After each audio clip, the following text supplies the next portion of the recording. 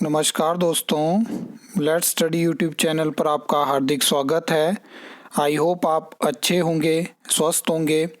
इस वीडियो में हम हिमाचल प्रदेश राज्य चयन आयोग हमीरपुर से जुड़े जो भी आपके सवाल हैं उनके बारे में हम बात करेंगे और उनसे कनेक्टेड जो इन्फॉर्मेशन है उसके ऊपर हम डिटेल में बात करेंगे।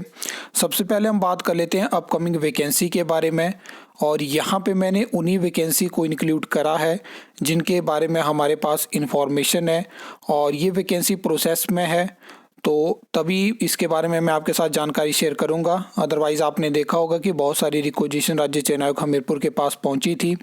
सबसे पहले हम बात कर लेते हैं JOIT वैकेंसी के बारे में।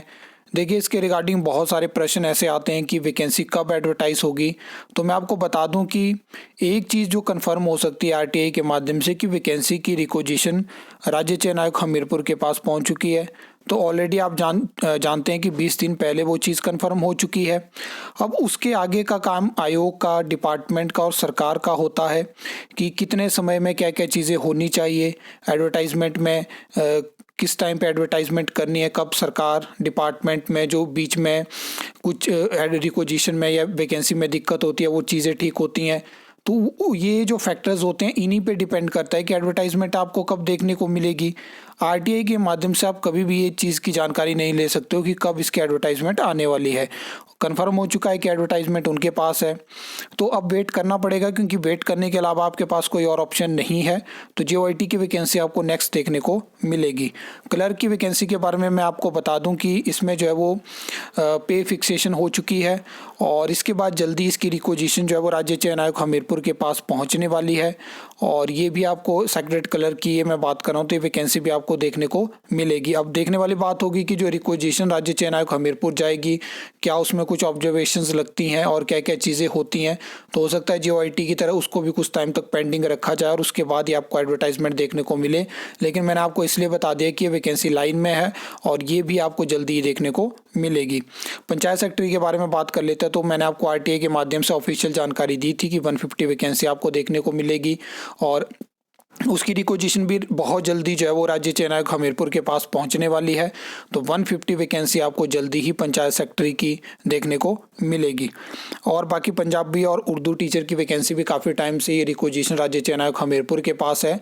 और जैसे ही असिस्टेंट स्टाफ नर्स हो गया और पटवारी के एप्लीकेशन फॉर्म की लास्ट डेट एंड होगी तो कुछ नई वैकेंसी आपको देखने को मिल सकती है। तो हो सकता है उसमें आपको ये वैकेंसी भी देखने को मिल जाए।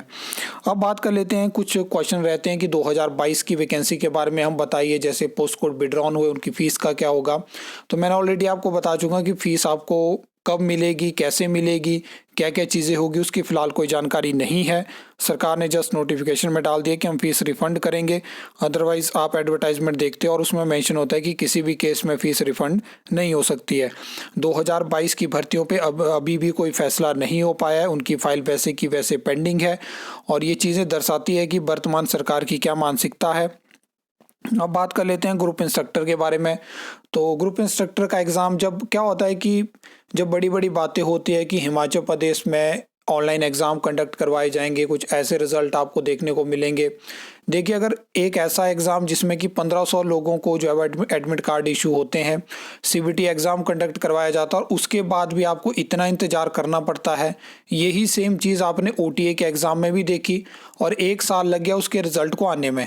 जब उसमें रिक्रूटिंग एजेंसी से बात हुई तो उनका कहना होता था कि सरकार हमें या आयोग हमें जब तक फ़ीस जो उनका चार्जेस होते हैं, जो उनको पेमेंट चाहिए होती है एग्ज़ाम कंडक्ट करवाने की, तो जो जब तक हमारे पास नहीं पहुंचेगी हम रिज़ल्ट नहीं दे सकते हैं। और अब यहाँ पे क्या क्या चीज़ें चली हुई हैं, क्यों रिज़ल्ट नहीं आ पा रहा है ग्रुप इंस्ट्रक्टर का, ये बड़ा सवाल है। और अगर CBT के बाद भी इतना वेट करना पड़ेगा तो ऑफलाइन एग्ज़ाम और यहाँ पे कोई फ़र्क नहीं रह जाएगा।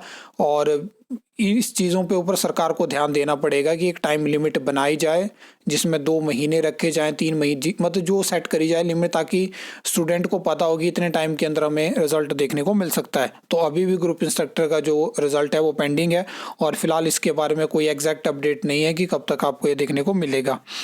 अब कुछ कमेंट आ रहे थे कि हमें बताइए TGT मेडिकल और नॉन मेडिकल का जो रिजल्ट है हमें कब देखने को मिलेगा।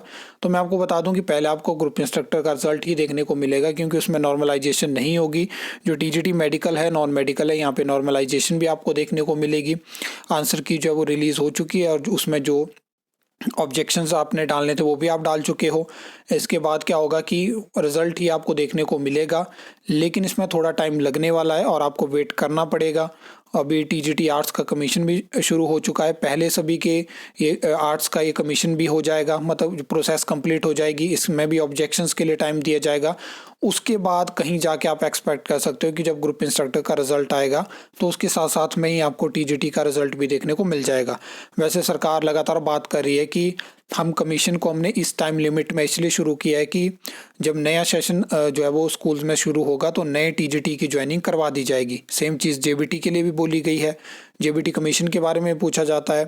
तो ये सरकार ने फिलहाल टारगेट दिया है, लेकिन सरकार ने बहुत सारी भर्तियों के बारे में ऐसी बातें करी थी। 2 साल निकले, वहाँ पे बैच वाइज रिक्रूटमेंट हुई, टेस्ट का कोई अता पता नहीं था, और जो ये बातें सरकारें बोलती हैं वो नहीं करती हैं। ये कई सदियों से, कई सालों से मैं बोलूँगा ये चीज़ें होती आ रही हैं, और इसी की वजह से जो है वो सिस्टम में इतने लूप होल हैं, इतनी दिक्कतें हैं, लेकिन उनको सुधारने के बजाय धक्के से सिस्टम चला हुआ है, और ये सब चीज़ें आप भी जानते हैं। तो फिलहाल आयोग के बारे में नेक्स्ट जो इन्फॉर्मेशन आएगी वो न्यू रिक्विजिशंस के बारे में, जो आरटीआई के माध्यम से जो जानकारी मिल सकती है उसके बारे में हम बात करेंगे, और कोई और अपडेट आती है तो मैं आपके साथ शेयर करने की कोशिश करूँगा। आई होप आपको ये वीडियो अच्छी लगी होगी, इन्फॉर्मेटिव लगी होगी, तो वीडियो को लाइक कमेंट शेयर कर सकते हो, चैनल को सब्सक्राइब कर सकते हो फर्दर न्यू अपडेट्स के लिए।